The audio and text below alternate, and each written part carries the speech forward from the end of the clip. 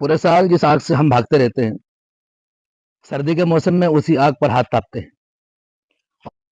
یہی آگ جس سے پورے سال گرمی کے موسم میں دور بھاگتے ہیں، اسی آگ کی اہمیت اللہ تعالیٰ اتنی بڑھا دیتے ہیں کہ سردی کے موسم میں اسی آگ کے پاس بیٹھ کر ہم اپنے ہاتھ تاپتے ہیں اور اپنے ٹھنڈے جسم کو گرمی دیتے ہیں. اللہ کی بنائی ہوئی جتنی بھی مخلوق دنیا کے اندر موجود ہے، ان کی حقیقت یا ان کے وجود کی اہمیت ہمیں سمجھ میں آئے یا نہ آئے، لیکن ان سب کے وجود میں کوئی نہ کوئی حکمت موجود ہے.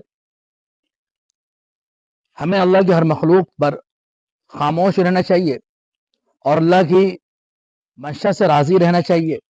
ایسے بہت سارے معاملات سامنے آتے ہیں کہ بھئی کیڑوں کو کیوں بنایا، یا فلاں پرندے کو کیوں بنایا، یا فلاں مچھر کو کیوں بنایا، مکھی کو کیوں بنایا. اللہ جانتے ہیں اس میں کیا حکمتیں ہیں.